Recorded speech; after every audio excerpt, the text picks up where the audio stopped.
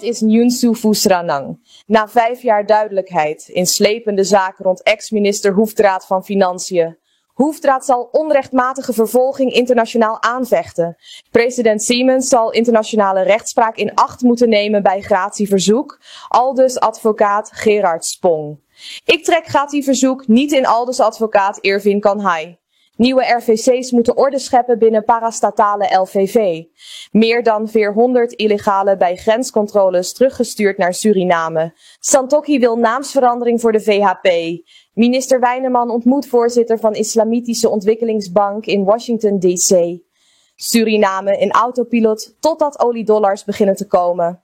We hebben geen andere keus dan de NDP te versterken, aldus Limburg. Santokhi reageert op aanhouding zoon in VS. Vertrouw op rechtvaardige afhandeling. Na bijna 5 jaar heeft het Hof van Justitie eindelijk een oordeel geveld in de zaak rond ex-minister van Financiën Gilmore Hoefdraad. Het Hof oordeelde dat de instaat van beschuldigingsstelling door de Nationale Assemblée, DNA, in augustus 2020 rechtmatig was. Hiermee is de civiele rechtszaak die Hoefdraad tegen de staat, DNA en het Openbaar Ministerie, OM, had aangespannen, niet ontvankelijk verklaard. De gewezen minister, die nog altijd voortvluchtig is, probeerde jarenlang zijn instaat van beschuldigingsstelling aan te vechten. Die was het gevolg van zijn vermeende betrokkenheid bij de rechtszaak rond de Centrale Bank van Suriname, CBVS, waarin miljoenen aan publieke middelen zouden zijn misbruikt.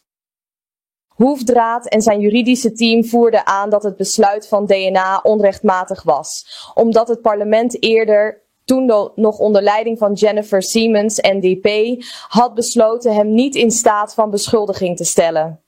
Na de verkiezingen van mei 2020 diende de toenmalige procureur-generaal Roy Bajnath Pandey opnieuw een verzoek in. Het nieuwe parlement, onder leiding van Marinus B., ABOP, met een coalitie van VHP, ABOP, NPS en Pertjaya Luhur, besloot ditmaal wel tot instaat van beschuldigingsstelling. Volgens Hoefdraads advocaten was dat besluit politiek gemotiveerd. Zij stelden dat het parlement volgens zijn eigen reglement niet mocht terugkomen op een eerder genomen besluit, tenzij er nieuwe feiten waren. Hoefdraad maakte deel uit van de regering Bouterse. Onder diens leiding is Suriname financieel afgegleden. In de brief van PG Bajnath Pandey, waarin hij het tweede verzoek aan voorzitter B richtte, stond echter duidelijk vermeld dat er geen nieuwe feiten waren. Toch besloot DNA tot vervolging, waarna het OM het strafproces kon opstarten. Ex-minister Gilmore Hoefdraad van Financiën en Planning neemt ook na de uitspraak van het Hof van Justitie in hoger beroep geen genoegen met het oordeel dat zijn vervolging volgens de juiste procedures en rechtmatig heeft plaatsgevonden.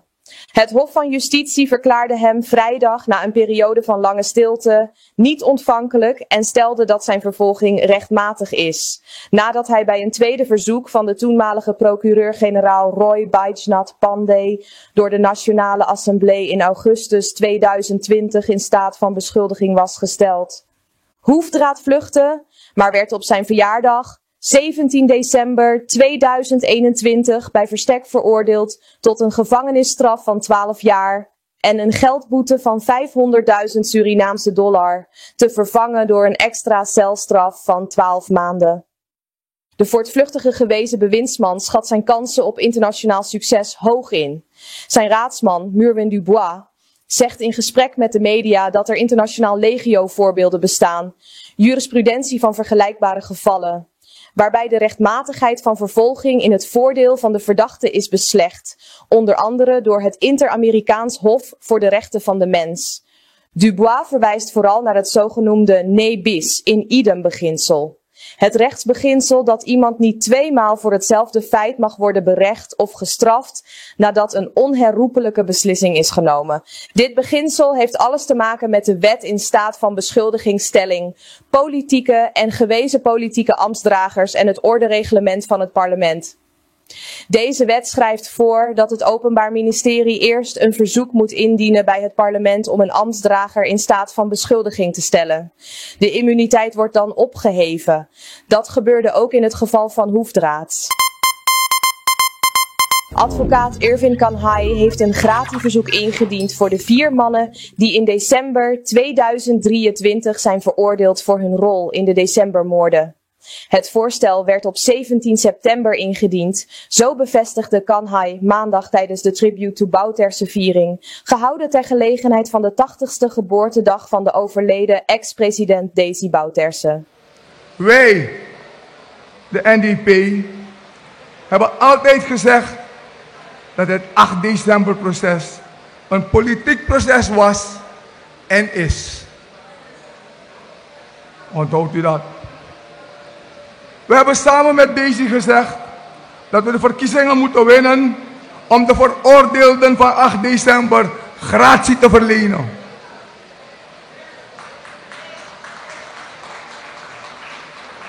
Ik heb persoonlijk op podia en in de media aangegeven dat we de verkiezingen 25 moeten winnen om onze kameraden te bevrijden. Welnu, hebben we de verkiezingen gewonnen? Hebben we de verkiezingen gewonnen? Bouterse is in december 2024 overleden. Wat als hij nog leefde? Staat u even stil. Wat als hij nog leefde? Zou hij nog in het bos zijn? Ik persoonlijk denk dat hij op 16 juli naast Inco zou slapen. Think about it. En dan kom ik bij mijn punt 7. Wat gebeurt er met onze kameraden in Bomma en met de heer Dijksteel? Nogmaals, wat gebeurt er met onze kameraden in Bomma en met de heer Dijksteel? Het enige wat ik kan zeggen, time will tell. Laten we dat in ieder geval vasthouden. Mevrouw Bouterse en kinderen. Voor mij wens ik dit hoofdstuk ook af te sluiten en samen met u de rouwverwerking te beëindigen. In dit verband heb ik enige tijd terug een gratieverzoek voor de 4 personen die naar mijn mening onterecht veroordeeld zijn en kameraden zijn van ons, ingediend bij onze president. We hebben tot nu toe niets gehoord, maar we blijven strijdvaardig. President Jennifer Geerling-Simons verklaarde tegenover journalisten dat zij het voorstel nog niet heeft ontvangen. Op de vraag hoe zij zal handelen zodra het haar bereikt, reageerde ze: "Moet ik hier nu een besluit over nemen? Ik heb het niet gezien." Dat levert dan wel een probleem op voor meneer Kanhai, die dat kennelijk heeft gedaan en in dat verzoek vermeld heeft dat hij bepaaldelijk gevolmachtigd is om dat verzoek namens die 3 te doen. Als dat zo is, dan klopt dat dus niet. En dan heeft hij een tuchtrechtelijk probleem. Want je kan natuurlijk als advocaat niet optreden voor iemand terwijl je daar niet toe gemachtigd bent. Nou ja, er moet vastgesteld worden of meneer Kanhai inderdaad namens deze veroordeelde dat verzoek heeft ingediend. En als het dat niet namens deze veroordeelde is gedaan, dan heeft hij een tuchtrechtelijk probleem. Dat gratieverzoek is in strijd met mensenrechten. En dat gratieverzoek kan onmiddellijk bij de Surinaamse rechter ter toetsing worden voorgelegd. En het leidt geen enkele twijfel dat de Surinaamse rechter zal zeggen dat het gratieverzoek of de gratieverlening dat onrechtmatig is. Er is vrij uitgebreide rechtspraak van het Inter-Amerikaanse Hof voor de Rechten van de Mens over het verlenen van gratie in zaken waar ernstige mensenrechten schendingen aan de orde zijn geweest. Suriname is aangesloten bij dat verdrag, dat Inter-Amerikaanse Mensenrechtenverdrag, en zal dus verplicht zijn om mensenrechten schendingen niet straffeloos te laten zijn. De verdrag staat erbij dat Inter-Amerikaanse mensenrechtenverdrag, waaronder Suriname, die zijn dus verplicht om bij ernstige mensenrechtenschendingen straffeloosheid tegen te gaan. Dus Suriname heeft de rechtsplicht om straffeloosheid tegen te gaan. Er zijn verschillende uitspraken van dat Inter-Amerikaanse Hof waarin dat is neergelegd. Een hele beroemde zaak is destijds de gratieverlening voor Alberto Fujimori. Dat was in mei 2018. Maar we hebben ook de gratieverlening van Manuel Cepeda Vargas tegen Colombia. En we hebben als derde ook nog de gratieverlening van Gómez Brothers tegen Peru in 2004. In al deze zaken heeft het Inter-Amerikaanse Hof gezegd dat de gratieverlening in strijd is met de mensenrechten die gelden en dat die ongedaan moet worden gemaakt. Ook het Europese Hof voor de Rechten van de Mens ligt op dezelfde lijn. Die vindt ook dat de gratieverlening bij ernstige mensenrechtenschending niet kan. Ik wijs op een uitspraak van de zaak Abdul Samet Yaman tegen Turkije van 2 november 2004. Er is ook een andere zaak waar het Europese Hof voor de Rechten van de Mens datzelfde heeft beslist. Dat is Okali tegen Turkije in 2006 en Margus tegen Kroatië in 2014. Dat is dus pak een beetje 10 jaar geleden. In al deze zaken heeft het Europese Hof voor de Rechten van de Mens exact hetzelfde beslist als dat Inter-Amerikaanse Hof. En ook al is het zo dat volgens de Surinaamse wet de gratiebevoegdheid zeer ruim is en dat er eigenlijk geen regels gelden die de president in acht moet nemen, toch zal, gelet op deze rechtspraak, de president die rechtspraak in acht moeten nemen. Ik merk op dat de president is verplicht om rechterlijk advies in te winnen, maar hij hoeft zijn gratiebeslissing niet te motiveren. President Jennifer Simons moet de internationale rechtspraak in acht nemen als het komt op de behandeling van een gratieverzoek voor veroordeelden in het 8 december proces. Dat stelt advocaat Gerard Spong. Zowel het Inter-Amerikaans Hof voor de Rechten van de Mens als het Europees Hof voor de Rechten van de Mens hebben in eerdere zaken geoordeeld over gratieverlening, waarbij mensenrechten zijn geschonden. Volgens Spong heeft Suriname wel een wettelijke regeling dat de president oordeelt over dergelijke verzoeken. Maar die moeten binnen de context van democratische rechtsstaat worden geïnterpreteerd. De rechter zal te alle tijden bevoegd blijven om een eventuele toewijzing te toetsen. Spong maakt zich om die reden niet te druk over het verzoek. Voor wat betreft de indiening daarvan door advocaat Irvin Kanhai, zegt Spong dat er tuchtrechtelijke maatregelen kunnen volgen, indien blijkt dat Kanhai het verzoek voor gratie indiende zonder toestemming van de veroordeelde. De 3 gevangenen hebben zich gedistanceerd van het verzoek. Advocaat Irvin Kanhai blijft bij zijn besluit om het gratieverzoek in te dienen namens de veroordeelden in de 8 decemberzaak. In een reactie tegenover media stelt hij dat het verzoek op 17 september 2025 op het kabinet van de president is bezorgd en dat er officieel voor ontvangst is getekend. Ik ben niet van plan het gratieverzoek in te trekken. Ik heb dit ingediend na afstemming met de 4 veroordeelden en met leidinggevenden binnen de NDP, zegt Kanhai. Ik wens niet betrokken te raken in een partijpolitiek geschil binnen de NDP. Ik ben al 25 jaar bezig met het 8 december proces en heb dat al die tijd kosteloos gedaan. Volgens Kanhai is het verzoek volledig volgens de gebruikelijke procedure ingediend. Ik heb dit gedaan zoals ik dat de afgelopen 25 jaar altijd heb gedaan. Het is een juridisch-wetenschappelijke benadering, geen politieke. De advocaat benadrukt dat hij met het verzoek het proces wil afronden op een waardige en juridische manier. Het verzoek is door mijn kantoor ingediend nadat het door de leiding van de NDP was gelezen en goedgekeurd. De veroordeelden waren volledig op de hoogte en hebben ermee ingestemd. Dat er nu verwarring wordt gezaaid, daar wil ik geen deel van zijn, stelt Kanhai. Iedereen heeft recht op zijn mening. De mensen zeggen wat ze denken. Maar er is een heel belangrijk ding. Gratie is een verzoek van de gedetineerde zelf. Zolang dat niet op mijn bureau ligt, weet ik niets over gratie. Zolang zij me geen gratie hebben gevraagd, heb ik geen vraagstuk over gratie aan deze of gene. De persoon moet het zelf vragen.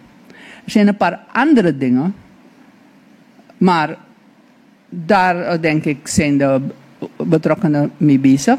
Het zijn dingen van, oké, sommige mensen zijn, zoals dat technisch genoemd wordt, ik ben geen jurist, niet geschikt voor detentie. Mensen die op sterven na dood zijn en dat soort dingen.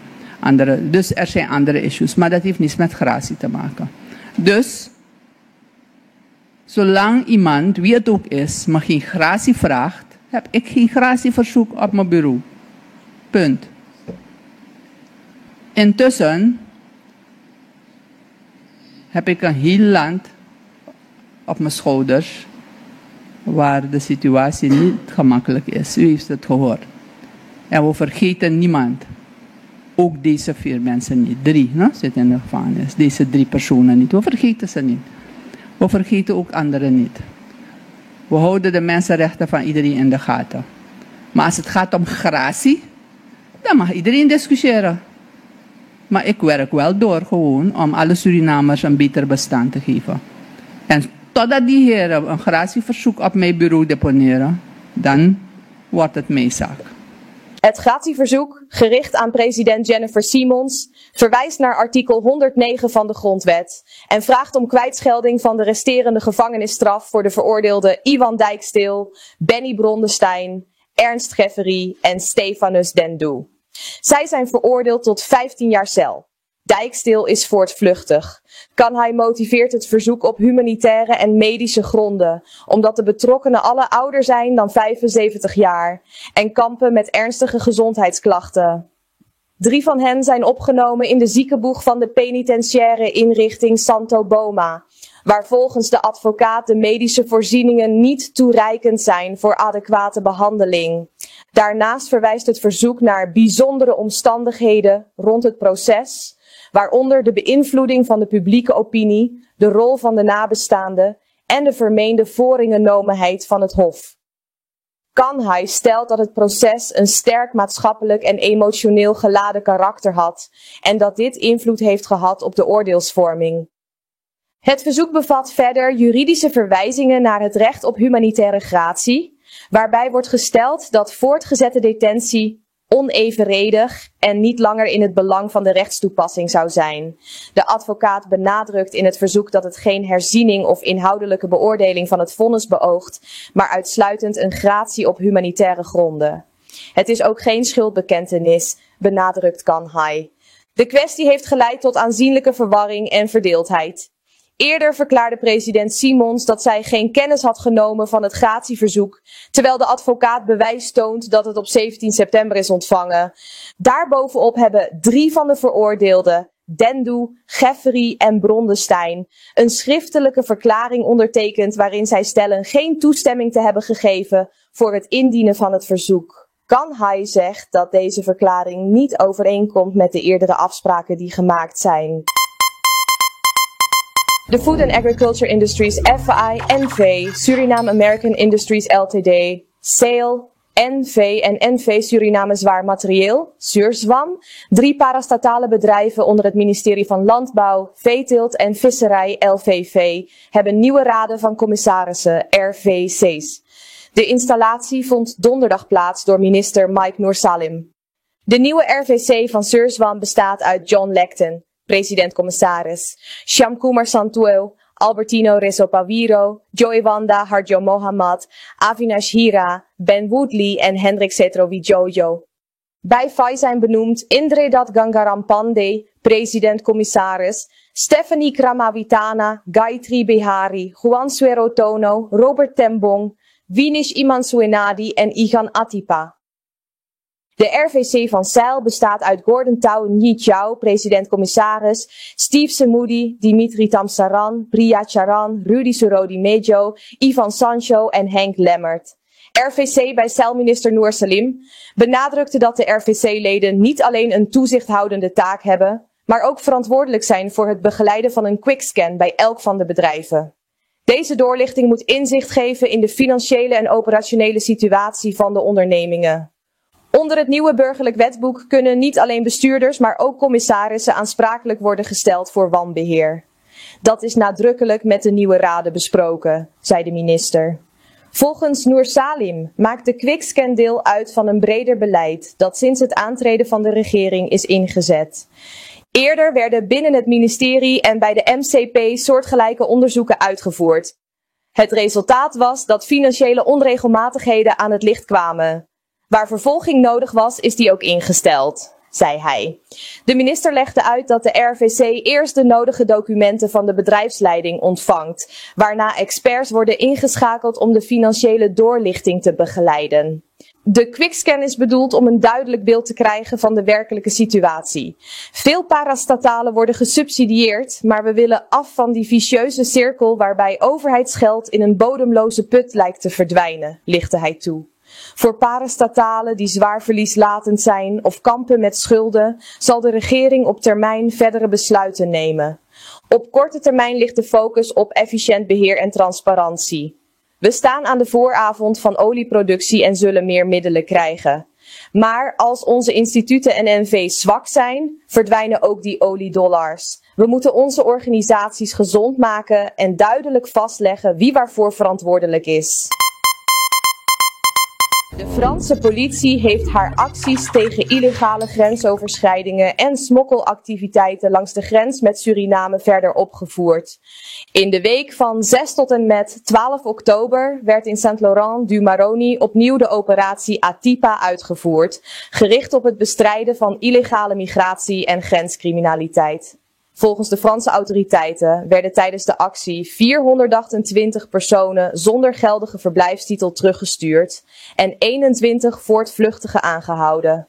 Daarnaast werd ruim 1,5 kilogram cannabis in beslag genomen, evenals een pistoolmagazijn met 15 patronen van 9 mm kaliber.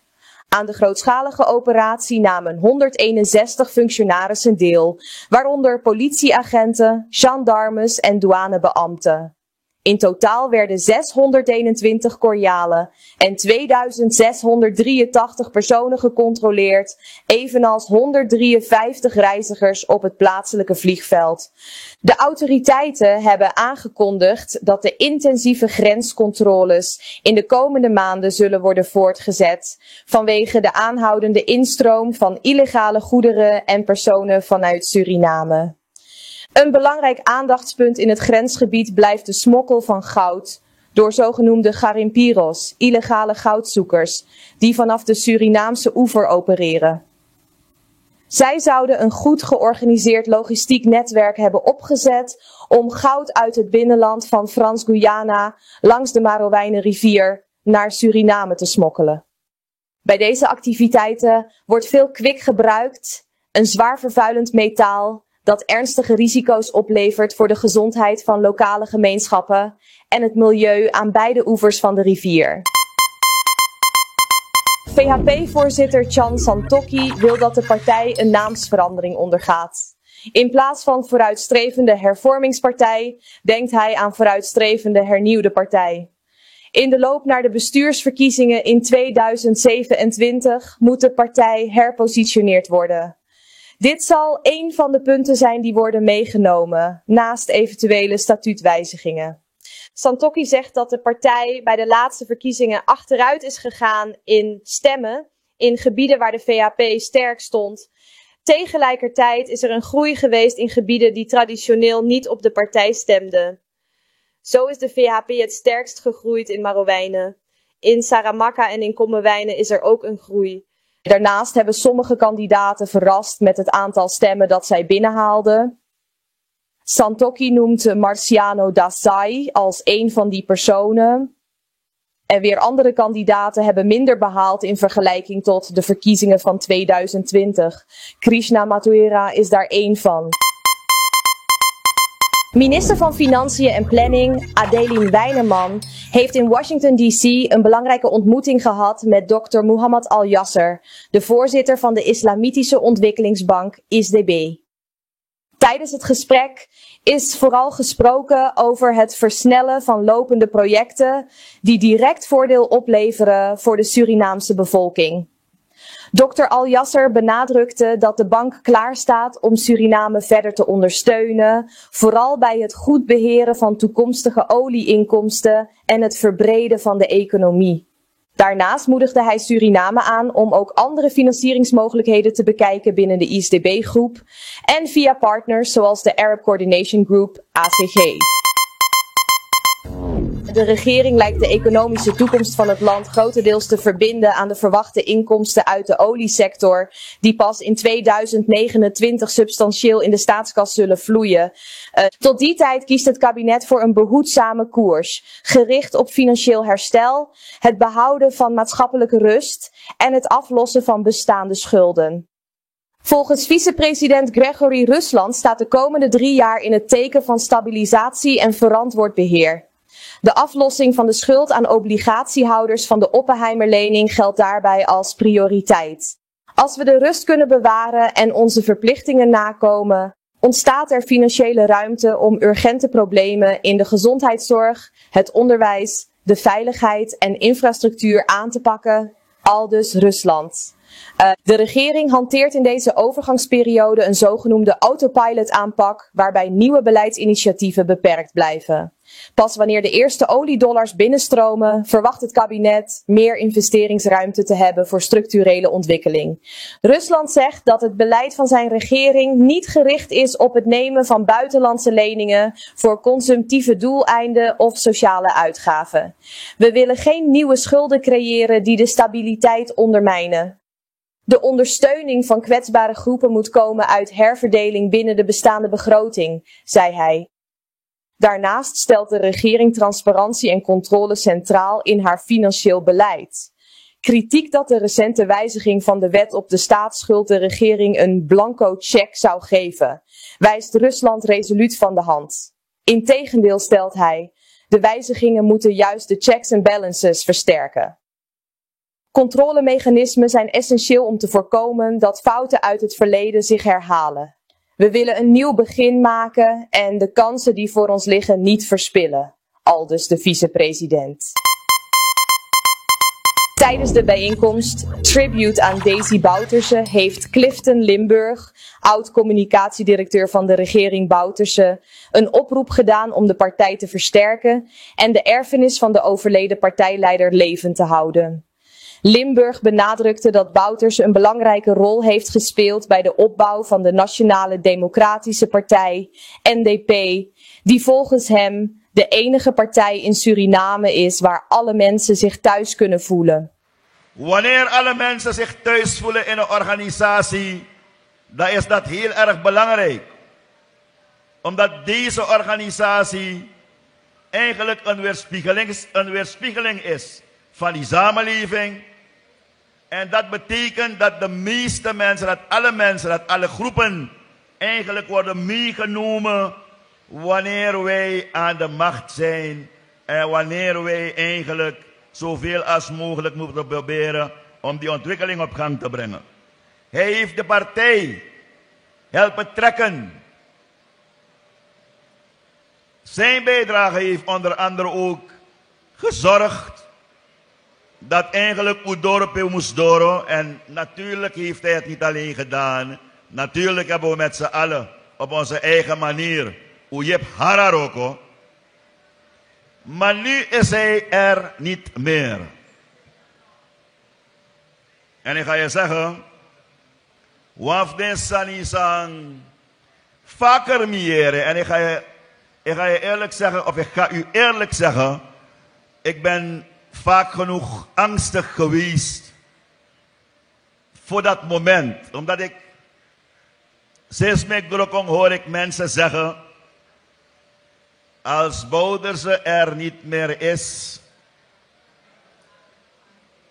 apartheid e broccoli kwam pakkie karta. En wij met z'n allen, wij die hier zijn, al de mensen die naar je live kijken, al de mensen die op een afstand meevolgen en die vanwege welke omstandigheid hier niet aanwezig kunnen zijn, alle mensen die sympathiseren, alle mensen die ondersteunen de gedachte van Sosolobi, alle mensen die begrijpen waarom deze organisatie is opgericht, alle mensen die onderschrijven wat deze organisatie verder wil bewerkstelligen en welke rol deze organisatie zal spelen in de toekomst. Wij allemaal we zijn het eigenlijk verplicht aan elkaar, aan de gedachtegoed, om alles wat in ons vermogen ligt, voor doe alles sani, voor zorgen dat je de mangsan takasan dati, dat de partij op broko. Als ik alleen was, zou ik zeggen, maar misschien zal ik gecorrigeerd worden door de nette mensen voorin. Nou, als ik alleen zat, zou ik zeggen, je zou er eigenlijk alles aan doen dat ze op hun bek vallen. Vergeef me daarvoor. President, sorry, want ik ben niet gewend om deze dingen zo hard te horen. We zouden alles eraan doen, moeten doen, om te logenstraffen die gedachte. Wij hebben geen andere keus dan deze organisatie sterker te maken dan het al is.